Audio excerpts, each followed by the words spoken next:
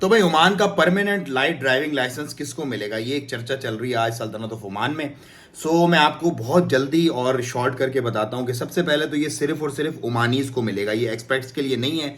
आप किसी भी नेशनलिटी से बिलोंग करते हो आपके लिए नहीं है, सिर्फ और सिर्फ ओमानियों के लिए। ओमानियों के लिए भी शराइत इसकी क्या है वो मैं आपको बताता हूँ। कम से कम 15 साल हो गए हो आपको अपना टेस्ट दिए हुए और लाइसेंस लिए हुए, नंबर 1 ये शर्त है।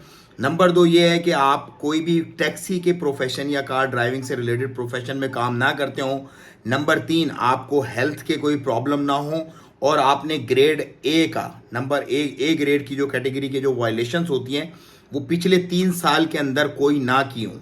अगर इन कैटेगरीज पे और इन कवायद और जवाबित और शराइत पर अगर आप पूरे उतरते हैं और आप ओमान के नेशनल हैं तो ही ये परमानेंट ड्राइविंग लाइसेंस आपको इशू हो सकता है। अदरवाइज परमानेंट ड्राइविंग लाइसेंस आपको इशू नहीं हो सकता। और एक्सपेक्ट्स के लिए तो ये बिल्कुल भी नहीं है। एक्सपेक्ट्स को वही होता है कि अभी तरतीब चल रही है साल और 2 साल वाली, उसी तरह से उनको मिलता रहेगा लाइसेंस।